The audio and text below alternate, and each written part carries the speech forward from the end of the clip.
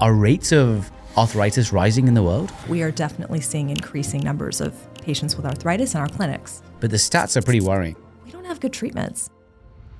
And you feel your joints when they get better, when patients are using food as medicine. That is a huge impact for quality of life. And after as early as 8 weeks, but really their primary endpoint at 16 weeks was highly statistically significant in terms of showing reduction in the joint inflammation. And so it was so striking to see that this had such impressive efficacy. You don't need to think long-term always. You just make the change now and you'll see those short-term changes and health benefits pretty immediately. Although you may not feel it, it is happening. Because literally I have patients where they eat this and they feel the joint pain. By getting off of a lot of this meat, they improve. They've moved in a much more plant-based direction, have really led to improvements in their overall body inflammation and, importantly, in their joints.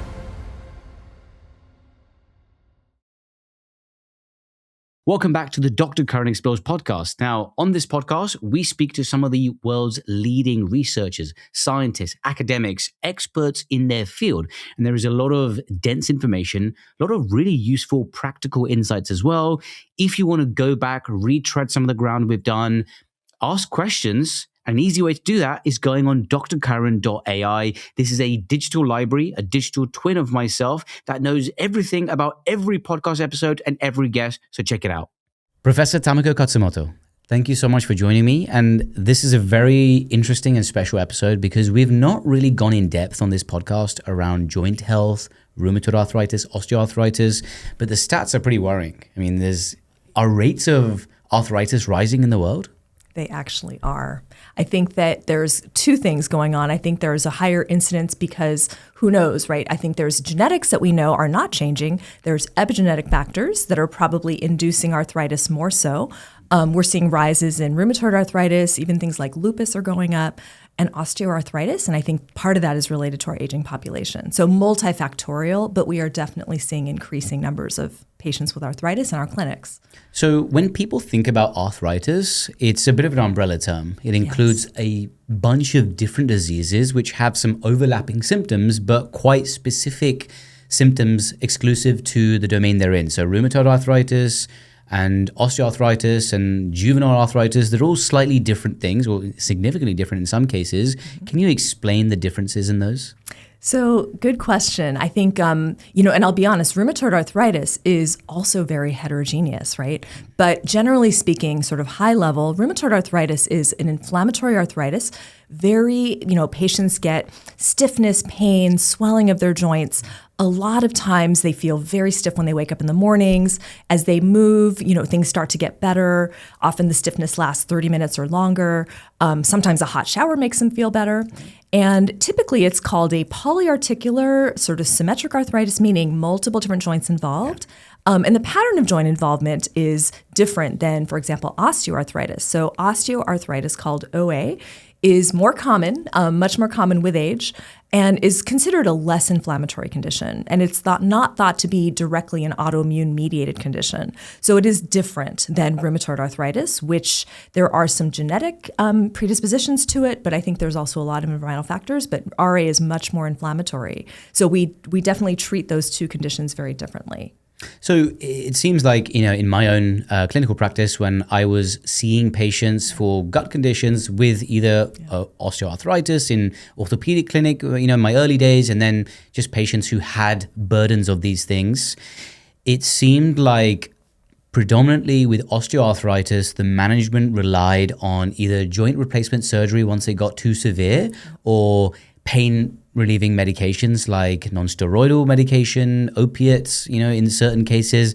And with rheumatoid arthritis, it would be disease-modifying medications, immune suppressant medication, those sort of things. And, I don't live in that world, so I'm sure it's changed. The paradigm of treatment has slightly changed, but it seems maybe there's not so much change in either of those. I mean, I think gold is a potential treatment for rheumatoid arthritis, right? Which is always like a fun fact to patients. Old school, right? So, what is like the current state of treatment of those things? Because I feel it's similar to mental health treatment in that you have a limited set of options, but nothing really that's changing the paradigm and groundbreaking. And we should really look at this holistically. Yeah, I completely agree. And I'll say this, rheumatoid arthritis is a bit of an umbrella term for a lot of things. There's other, you mentioned inflammatory bowel disease. That can be associated with an arthritis as well. There's a whole family of ankylosing spondylitis and psoriatic arthritis and reactive arthritis and IBD, inflammatory bowel disease associated arthritis. So we're really talking about a whole spectrum of different arthritides. But I completely agree with you. There's been a lot of great advances in the treatment of these inflammatory arthritides. As you mentioned, disease-modifying anti-rheumatic drugs, which are called DMARDs. These are often used first line, things like methotrexate or hydroxychloroquine or sulfasalazine. But we're now quickly escalating to using the biologics. And I know you've probably also seen people on TNF inhibitors. We're now using IL-6 inhibitors, and we're even using what are called JAK inhibitors. But these are all immunosuppressants. And as we all know, these have risks as well as benefits, but risks. And so, you mentioned the concept of holistic treatment. And I think that, one thing that I have been enamored with is the fact that we have seen lifestyle play a huge role as an adjunct or even, a treatment for inflammation in a lot of these conditions. I can just tell you my own personal experience, which is, having patients using food as medicine. It's been really striking when patients have changed their diet. They've moved in a much more plant-based direction, high fiber, fermented foods. These types of things have really led to improvements in their overall body inflammation and, importantly, in their joints. And what I love about this is, you don't feel your cholesterol going up, you don't feel your A1C going up or going down, I should say, but you feel your joints. Yeah. And you feel your joints when they get better with, when patients are using food as medicine. And I think that what has made such a big impression on me, which is why I have become board certified in lifestyle medicine. I really embrace that whole, paradigm. Yeah, I think the sort of tangible benefits that you can feel are always fascinating to patients because, like you said, the cholesterol, metabolic health, immune health, gut microbiome health. Yep. For many occasions, you may not be able to quantify it in symptomatology, but actually you can track it. But something like joint pain, where you actually improve someone's life quality and maybe prolong their life years because of that, or they're doing activities they couldn't have done before, like walking up the stairs, that is a huge impact for quality of life. And I guess this, lifestyle buckets, when someone's looking at lifestyle, what typically are, outside of diet, what would be other things that you'd include in, lifestyle medicine when you're looking at a patient holistically, like a patient with severe rheumatoid arthritis? So you're probably familiar with the American College of Lifestyle Medicine. There's 6 pillars of lifestyle medicine. Foundationally, diet, I feel, is the most important pillar. But I think also important are exercise, sleep, stress reduction, avoidance of risky substances like smoking and alcohol.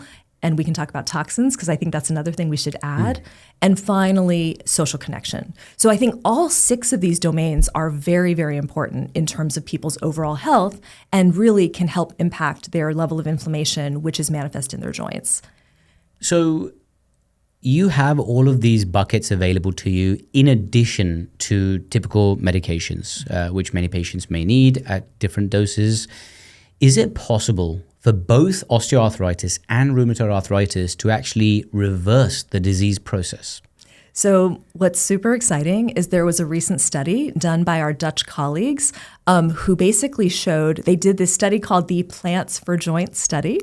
And by joints, I mean the physical, anatomical joints, not the other kind of joint. Yeah. And basically, they provided a lifestyle medicine intervention for patients with rheumatoid arthritis. They also did the same study in metabolic syndrome-associated osteoarthritis. So they performed 2 randomized controlled trials. And they were really beautifully done. This involved a whole food, plant-based diet. So this was essentially a vegan diet. They also incorporated a lot of counseling sessions, teaching patients about diet, about nutrition, about cooking, about stress reduction, exercise. So very hands-on, high touch. And so it was a very nice intervention. And after as early as 8 weeks, but really their primary endpoint at 16 weeks, was highly statistically significant in terms of showing reduction in the joint inflammation. In rheumatoid arthritis and in osteoarthritis, they showed a significant reduction in what's called the WOMAC score, which measures pain and function of osteoarthritis-related joints. So It was, and I think what's so striking, as you mentioned earlier, with OA, we don't have a lot of great treatments, right? I mean, we give people acetaminophen or paracetamol in your country, different ways. So Tylenol or nonsteroidal anti-inflammatories like ibuprofen. We ask patients they might try some turmeric or some other, things like that. But really, we don't have good treatments. And so it was so striking to see that this had such impressive efficacy. The fact that a lifestyle intervention made a big difference in osteoarthritis was game-changing. Do you think if we were to tease out the specific cause of this, now obviously they're advocating for a plant-based diet, or at least a plant-rich diet to improve joint pain scores and general factors associated with that.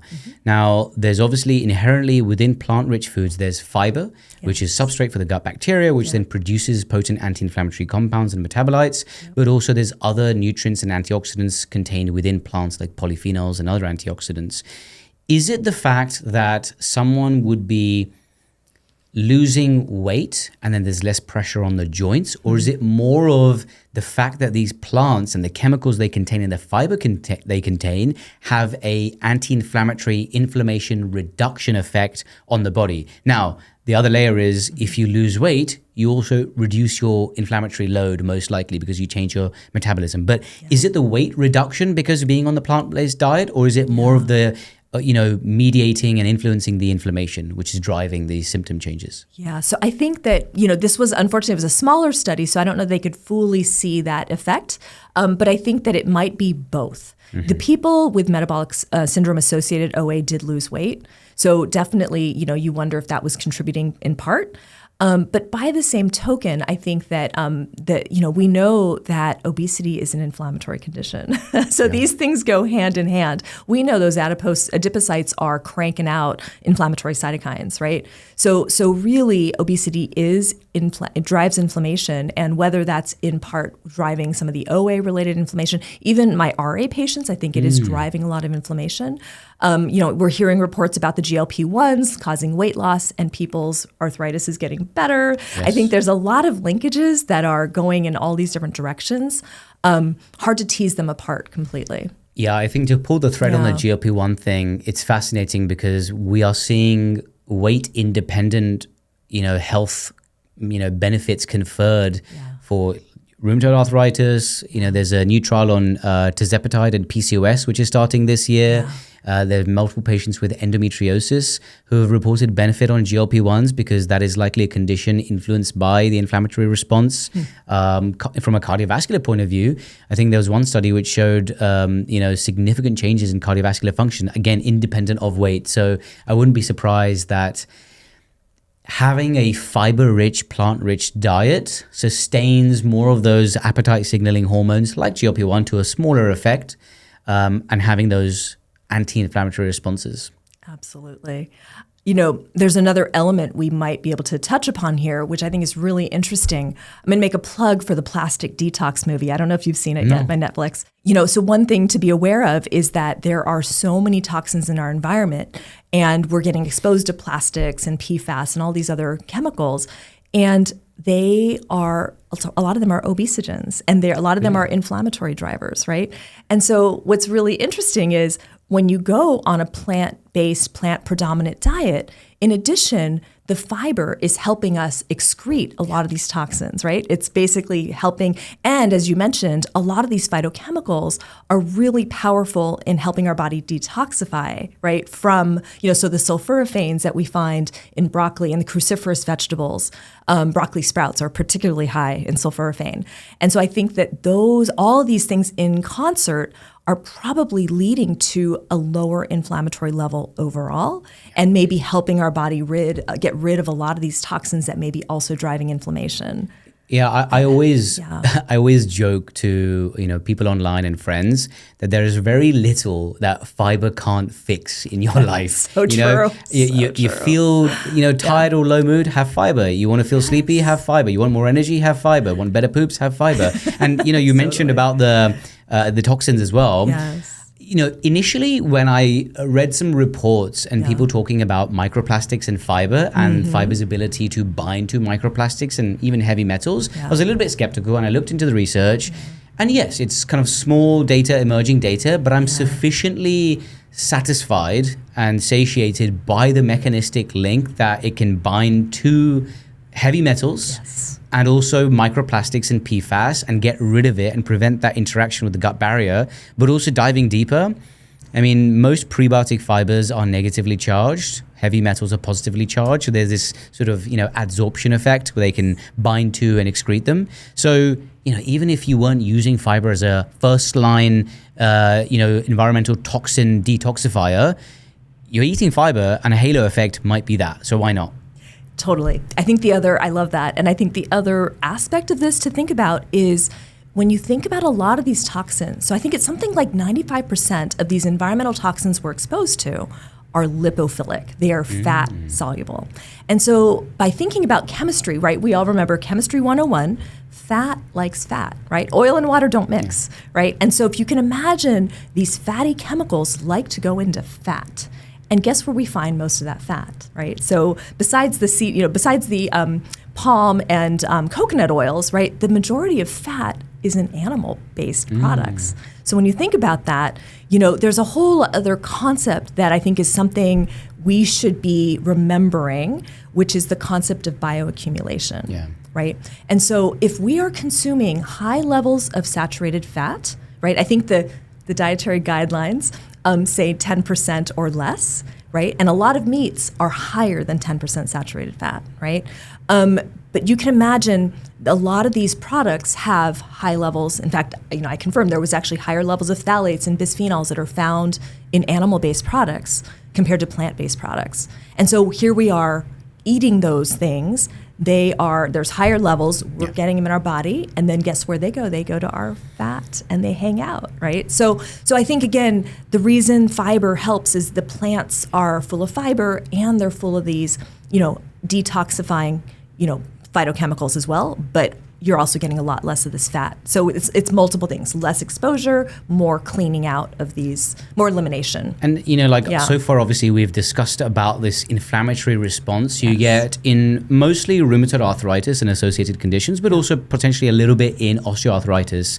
Inflammation, what does that word mean to you? Because nowadays it's thrown around quite willy-nilly, and I think people need to understand that it is not negative on its own. It is a body's physiological response which helps us survive, clear pathogens, clear cancers in some cases, and actually, is beneficial and stimulating in controlled settings, but it can be detrimental in other settings as well. So what does inflammation actually mean?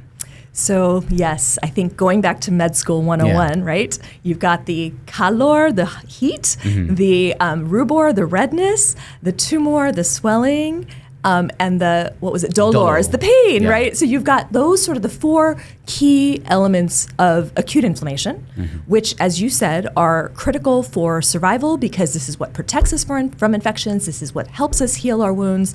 From the acute inflammatory response, it's like a damage repair mechanism that's built into our system. But I think the issue that we're driving at here is there is now a level of chronic inflammation that is being driven by so many different insults. And I think one of the biggest ones we agree on is our gut, because our gut, thinking about that beautiful epithelial barrier with that beautiful, thick, happy, healthy mucus lining that is really protective, with the healthy bacteria that are really helping, to protect us. When you start feeding your gut not so great things, you start out, growing out a lot of these bad bacteria, which basically start eating away at that mucus, right? And then you end up getting leakiness in that gut barrier, and suddenly you no longer have a nice sort of sealed system, right? So I think that is one of the concepts behind chronic inflammation, is you chronically may be translocating either bacteria or LPS or some of these toxins coming into your bloodstream, knowing that 70% of our immune systems lives in our gut, right? And the fact that we need these bacteria to produce those wonderful short-chain fatty acid metabolites, which are important for regulating the T regulatory cells, which are the counterbalance of our immune system, right? T cells get activated and they lead to inflammation. The T regulatory cells, there was a Nobel Prize that just got awarded for Tregs, those are important in keeping our immune system calm and at bay. And if we don't have these short-chain fatty acids that are produced by the good bacteria, we run into trouble. So that gut barrier where a lot of activity happens from, the microbes occupying, that surface. Yeah. It is also the last line of defense between the external world and our bloodstream as well. And the immune system lives there as well. It's a very dynamic, busy environment. And this is where, if there is too much inflammation, things can then seep into the bloodstream and go through other parts of the body. You mentioned before that it is not a coincidence that patients with dysbiotic guts and intestinal hyperpermeability, so the gaps are wider. So, for example, inflammatory bowel disease and other gut conditions, they're at a higher predisposition of having things like various arthritis. Whether it's like skin-related arthritis or joint-related. I've seen that a lot in clinic over the years. So it really ties, the story between the gut and the joint. And gut and arthritis. How key is that? And I wanted to see, have you examined, in a large body of patients, the microbiome of people with joint and arthritic problems? And is there any changes that you see quite drastically between a normal microbiome without joint problems and, an unhealthy joint microbiome? So I haven't personally, but I know there are a lot of studies that have shown that in a lot of these, arthritides, definitely there is a decrease in a lot of the gut microbial diversity. So I think that, this is sort of a common theme that comes into play for a lot of our inflammatory diseases. And, I'm very excited about Zoe, because the Zoe Science and Nutrition, they not only have a podcast, they've got an incredible scientific team. And you probably know about the Nature paper that just came out in November, where they profiled 34,000 different stool samples, 34,000 people. Unbelievable. This was all what we call citizen science, people volunteering, setting in their poop, providing information on their clinical background. And I think this is going to be really informative, because up until now, we've all said, well, an unhealthy gut has less diversity, right? And we don't fully know the granularity of what are the bugs that are overrepresented and underrepresented or not represented. What the Zoe team and Nicola Sagata and his team have done is they've now been able to link these gut microbiome profiles with certain diseases. I think they've started looking at a lot of the big metabolic, cardiovascular disease and diabetes. I'm hoping that they're going to be looking at arthritis and inflammatory bowel disease, right? I mean, again, this is self-reported data, but I think it's going to be super helpful.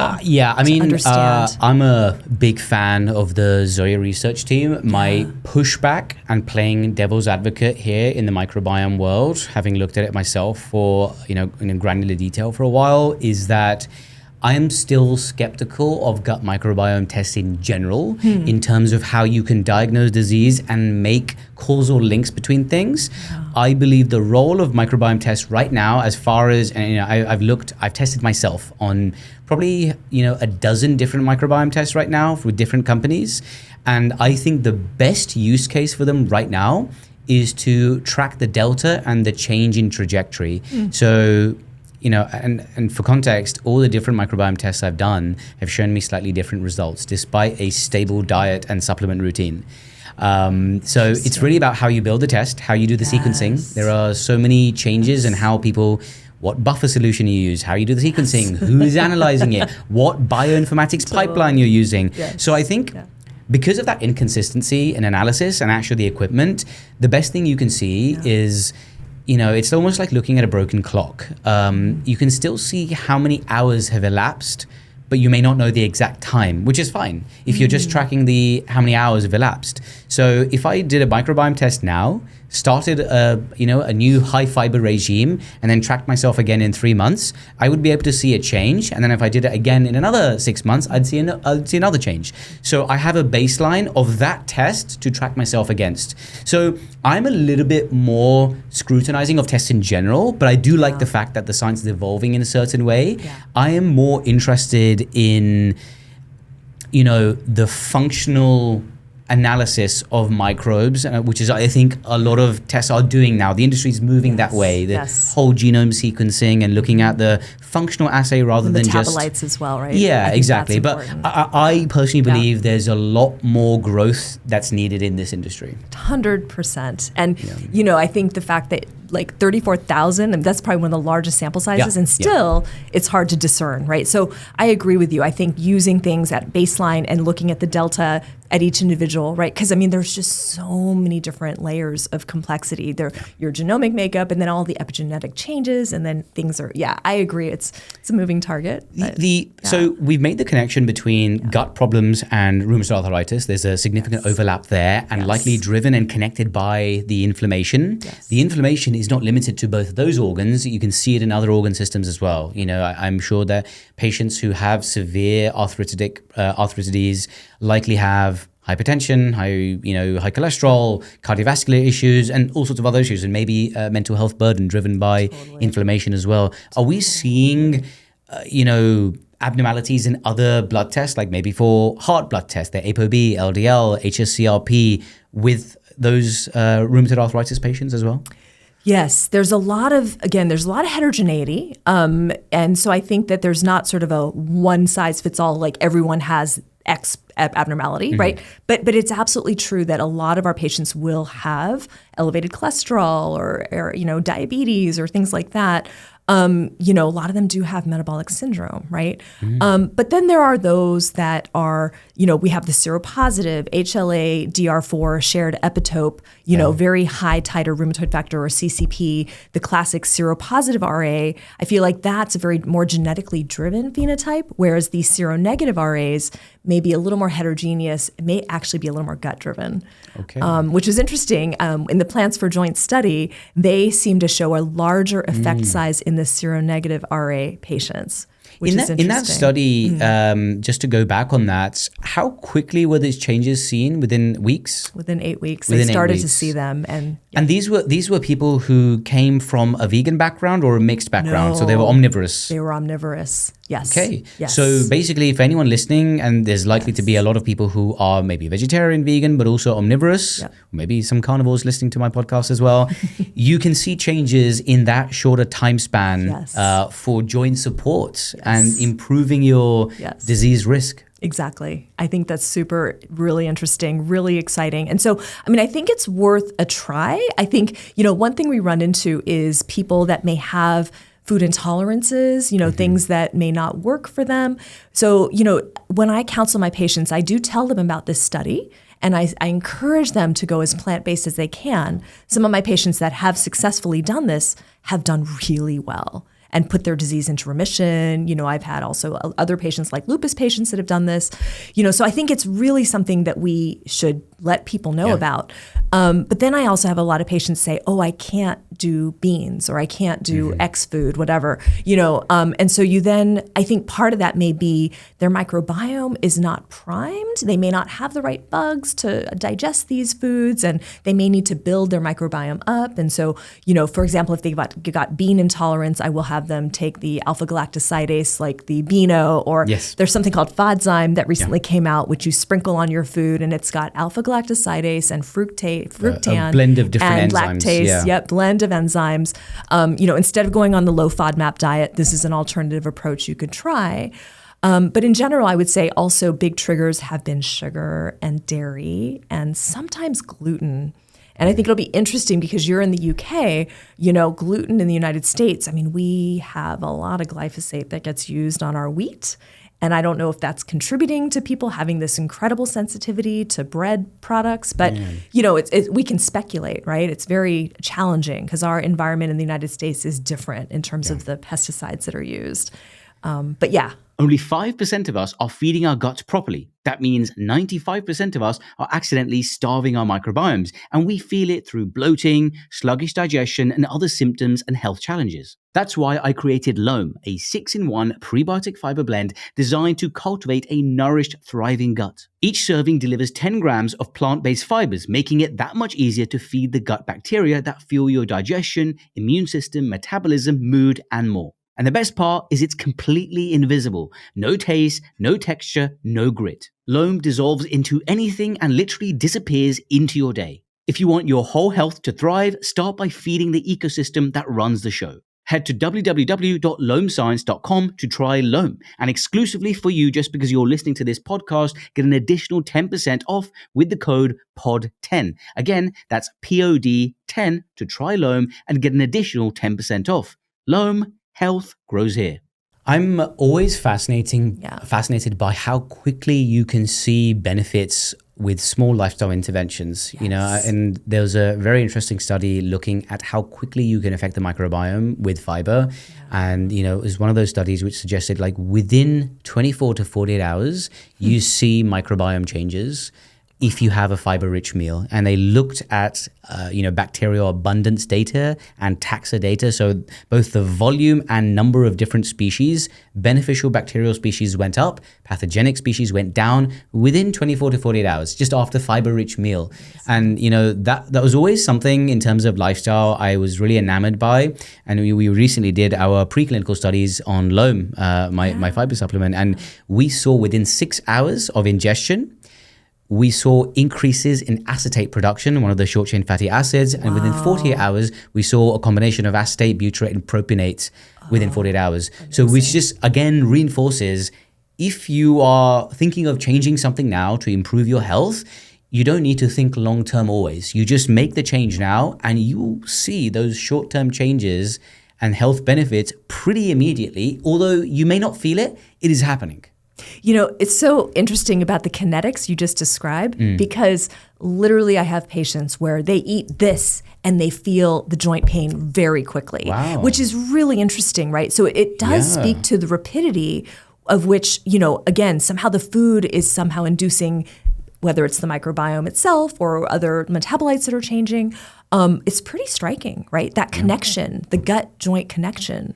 There are, I've seen more and more now because I think a lot of people still take probiotics. I have my own opinions about that, but I think we're also progressing in probiotics to precision probiotics, which have a very narrow scope of work. And one thing I've seen are specific genus, species, and strain of probiotics which are targeted for bone and joint support, which can help to increase calcium absorption, other mineral absorption, and targeted for joint support. Have you prescribed any of these to your patients or seen any of these next generation probiotics for specifically arthritis? No, I haven't prescribed any. I think I'm waiting to see the data. Yeah. I think we really do need more RCTs. Yeah. I will tell you one thing that I'm biased by. We didn't get a chance to talk about what part of my practice is oncology. Yes. So I actually I started a rheumatology oncology clinic at Stanford. And as you know, with the advent of these immune checkpoint inhibitors, immunotherapy has been revolutionary. And it's curing more people than we've ever seen. It's pretty amazing, these long-term remissions, but it's causing a lot of autoimmune disease. That's the flip side, right? It's the yin and the yang. CAR T therapy and things like that. So CAR T is very specific of, that's very engineered T cell. We're talking about checkpoint inhibitors. Okay, like JAK2 inhibitors. So checkpoint inhibitors are like the anti-PD-L1 like Keytruda, nivolumab. These are some examples of immunotherapies that are being used for melanoma, for renal cell carcinoma. There was one that was used for T4 rectal cancer. Was that adalimumab? There was something which caused remission. It was like a New England publication. They looked at advanced rectal cancers, a specific subtype. It was the MSI high, so the microsatellite instability high. Yes. So so there are certain types of tumors where they have microsatellite instability, and they're constantly changing, and so they actually are super responsive to immune checkpoint inhibitors. It's a rarer type, but still 5% of rectal cancers. But a major home run. Yeah. And so there are now growing indications for these immune checkpoint inhibitors. The idea is that you basically give an antibody. You inhibit the inhibitor on the T cell, and thus doing, you take the brakes off the immune system. So you get this incredibly profound T cell response with the hope that some of those T cells are going to directly target your tumor. But the problem is you also end up getting the unintended side effects of your T cells attacking your joints, attacking your skin, attacking your gut, attacking your lungs. And so what's happened with immunotherapy is that, yes, we're seeing a significant survival benefit in a lot of patients, but unfortunately, we're also seeing immune-related adverse events. And so what's been really interesting is that in the field of melanoma, which was the first indication, MD Anderson did this beautiful study where they looked at dietary histories and they basically divided their patients into what they called fiber sufficient versus fiber insufficient. The cutoff they used was only 20 grams, but that's what they used. Yeah. And when they looked at 20 grams or greater, those patients had much better survival than patients that were eating 20 grams or less than 20 grams of fiber. And so this was one of the first hints that the microbiome really made a difference. They saw more, microbiota diversity in the high fiber patients. But what was super interesting and actually unexpected about that study is the Kaplan-Meier curve showed favorable response, better survival for the high fiber group, but lower response for the low fiber group, low response for the probiotic group, and low response for the high fiber plus probiotic group. Interesting. Which was interesting. And so one of the theories was the probiotic limiting the microbial diversity in those patients in some way? I mean, my hypothesis would be that when you have a normal gut and you take generic probiotic supplements, people think that it's benign and it's either just not going to work and pass through and not colonize and just be killed by stomach acids. I think we have some data to suggest that if it does colonize or have a postbiotic immune signaling effect, some of the cell fragments, even if they don't survive, that is enough to allow certain populations of microbes to overgrow. And I think the microbiome needs equilibrium. You don't want any one or two species growing too much and crowding out some of the other good guys and stealing their food and prebiotics. So actually, there could be this crowding effect of probiotics. So if you don't need probiotics, don't take them. Well, and I think we throw around the term probiotics, but both of us understand. I mean, what are the right? What is the composition? What is the diversity? What are the numbers, right? And exactly, I think I worry about the crowding out phenomenon and how long should you take them for, right? Like, I think it makes sense. So another point about the microbiome being important in the cancer response is that patients that got antibiotics, before or during their immune checkpoint inhibitor therapy did worse. They're seeing this trend as well. And so, again, killing off a bunch of the microbiota with antibiotics, not a great thing.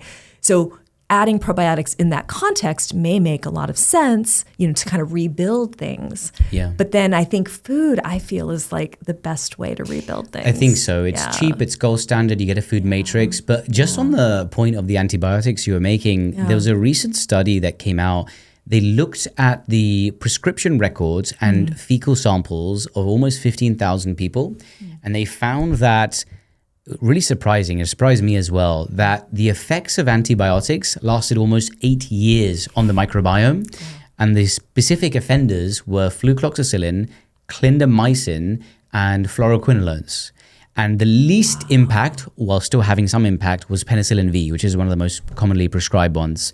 And that still saw changes, long-lasting changes. And, I think everyone knows that antibiotics aren't good for the microbiome, but it's just surprising based on that study how long-lasting those consequences are. And even if you just had one course several years ago, you still see the hangover effect on your gut. So it's really about being selective and, as doctors, but also as patients, seeing if there's any possibility of having narrow-acting, low-impact antibiotics, if it's possible. Really limiting the broad-acting ability of it. If you don't need to, can we get really broad? But, you were saying about, the sort of this cancer gut microbiome component. I've worked in hospitals where we've had big prehabilitation centers and cardiopulmonary exercise testing, when we've had, tertiary surgery sites where we've had complex operations. So we've had to almost prep the patients before surgery. So they're not quite fit for surgery. We want to improve their cardiovascular fitness before so they can survive the anesthesia and the surgery. So we get them to stop smoking a few months before, we get them to walk more, maybe do some exercise, all those sort of things to improve their cardiorespiratory fitness. I've always thought, why don't we improve their microbiome fitness before surgery? Because especially, we know that this melanoma thing, right? If you fertilize and nourish someone's microbiome pre-intervention, you might make them more receptive to chemotherapy and even some of these checkpoint inhibitors and other, immunotherapy medication. 100%. I want to share an anecdote with you because it's really fascinating. Please. So one of my colleagues is a GI doctor at Stanford, and he is taking care of these very complex GI patients. Some of them have gone on the carnivore diet, and they've gone on the carnivore diet for prolonged periods of time. And then they try to reintroduce fiber, and they fail. And he really finds that some of them have lost so many bugs in their microbiome that they can't easily recover them.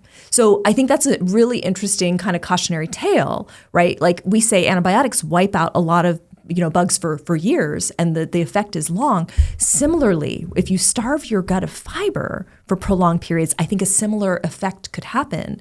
And he says he really struggles, right, to get these people back on track. So I feel like, it would be important to kind of let people know, like the carnivore diet, my theory is that by eating just exclusively meat, you're cutting out a lot of the crap foods. You're cutting out the ultra-processed foods. You're cutting out a lot of the sugars, a lot of the dairy, a lot of the things that are probably not good for you, and maybe some of those people might have had food intolerances, who knows, right? And then they feel better, but it's a short-term kind of win, right? Absolutely. Very short-term. I couldn't agree more, because actually, if you're looking at the timeline of the carnivore, if you start as a carnivore, as you said, you're cutting out the hyperpalatable, hypercalorific foods with low energy density or high energy density, and you feel better initially because maybe you're having a lower caloric load, you lose weight and you get some benefits from that.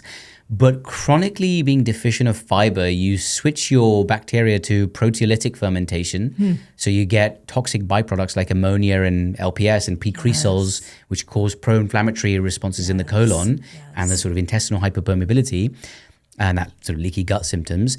But actually, like most of this red meat is high in fat, sometimes high in salt, and high fat, high salt, low fiber is the unholy trinity for the guts, where you change over time the bile acid flow, you get secondary bile acids released, you raise the pH of the colon. I mean, some of these bugs in the colon, they like a lower acidic environment because they produce short-chain fatty acids, so it acidifies the environment. So you get this pH gradient failure where it's more alkaline, and some of those bugs cannot thrive and work efficiently in that condition.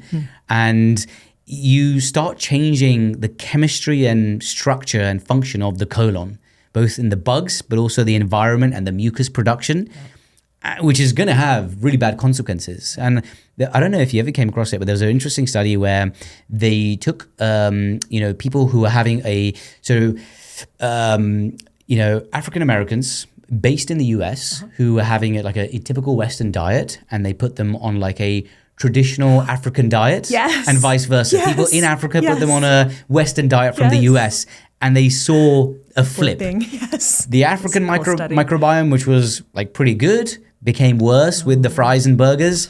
And the locals in the US who then switched to a traditional higher fiber African diet with sorghum and cassava and all these other great things, changed to slightly improve their function and microbiome, which I find fascinating. That was a great study. It was super interesting. I will just bring it back to arthritis.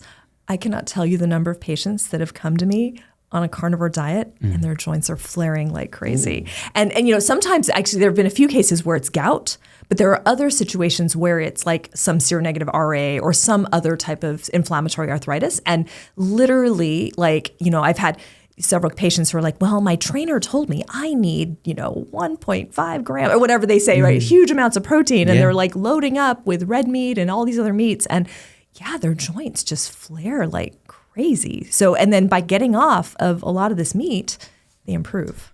This is something I am ridiculously excited about, and I've been using it for a while now myself. We've all got wearables for our sleep, steps, heart rate, but the one thing we don't track, the thing that actually tells you more about your health than almost anything else, is your bathroom data. And that's why I joined the team at Throne Science. Throne is the world's first hands-free smart toilet platform that turns your everyday bathroom habits into real actionable health insights. It uses computer vision and sensors to analyze stool shape, color, consistency, frequency, even patterns like straining and time spent sitting on the toilet. And I've been helping to build out the science as well. No forbidden photos on your phone, no awkward Excel spreadsheets. You just do what you normally do, and Throne gives you trends that actually matter for your gut health, hydration, fiber intake, and even early warning signs you'd normally miss. If you want to be one of the early people to try this or just follow the journey, head to thronescience.com. That's thronescience.com. Trust me, it will be your gut's new best friend.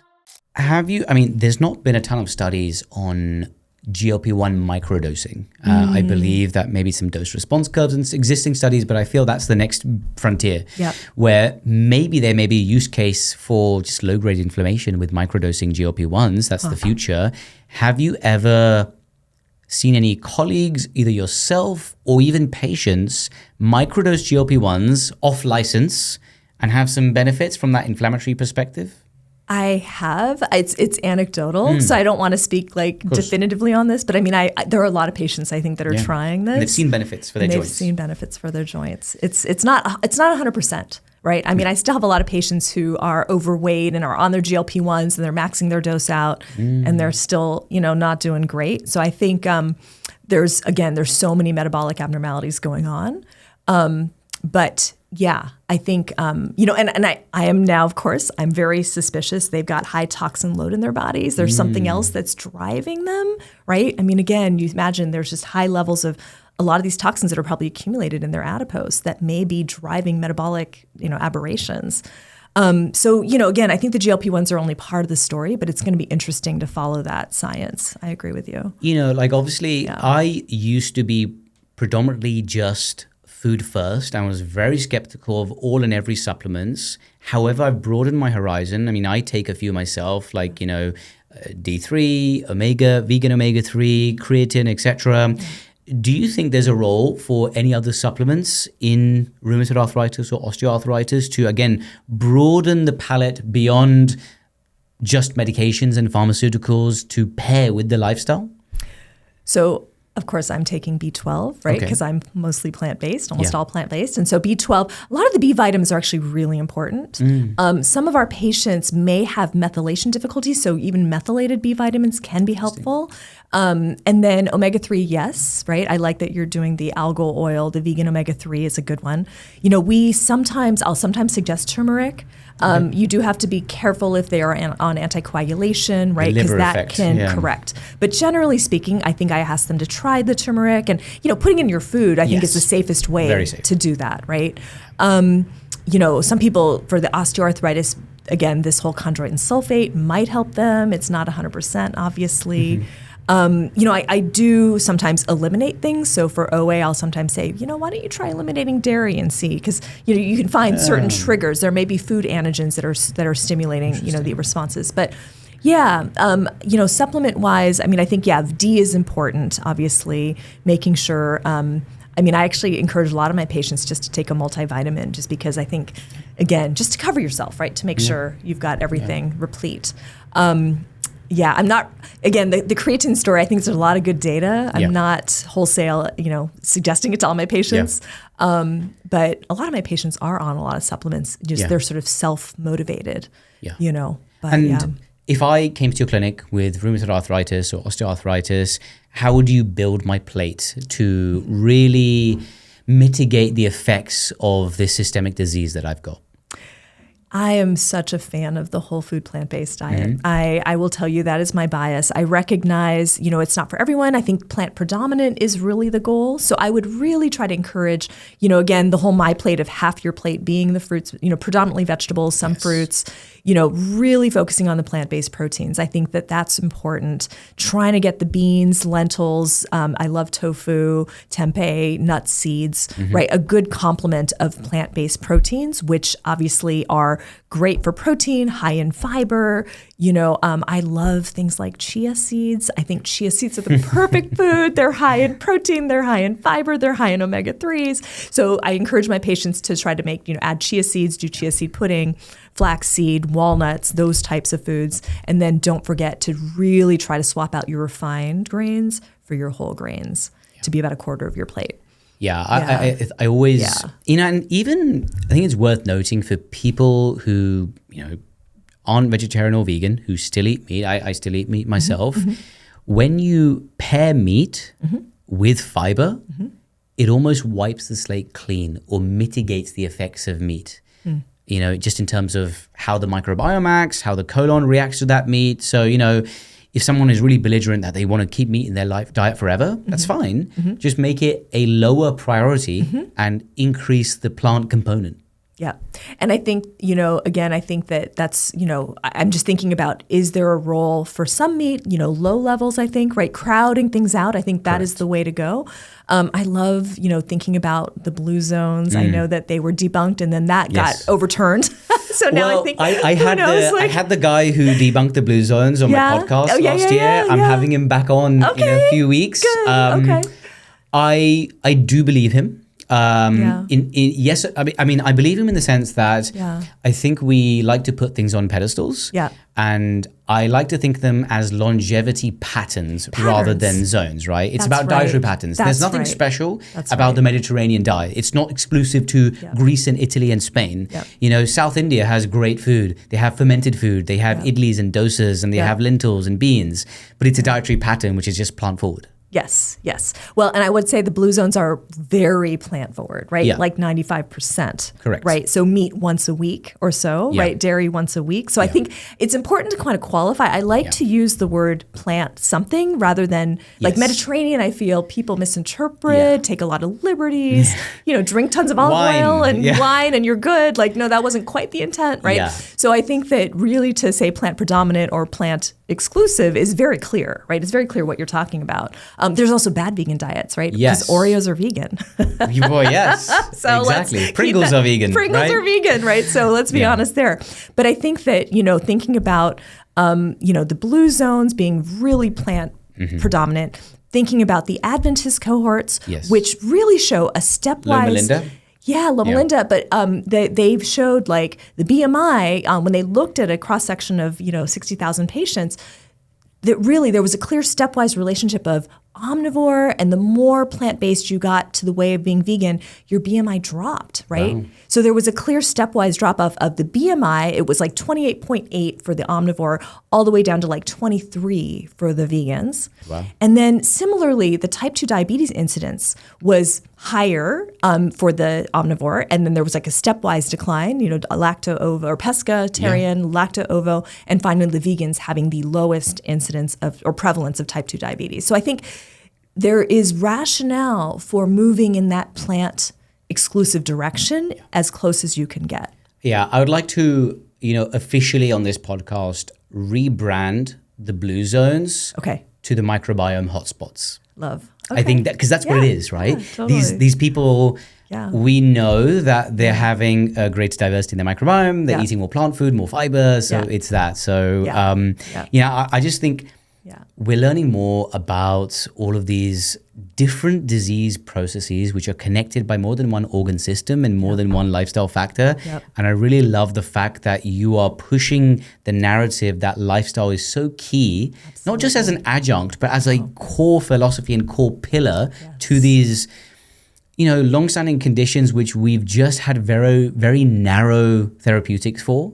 You know, and people should stop thinking it as just kind of wishy-washy woo, like, hey, improve your diet. But actually, you've seen, you know, data-driven results in that. So, you know, really admirable. And, you know, thank you so much for chatting to me. Oh, so much fun. This is wonderful. Awesome. Thank you, Tamiko.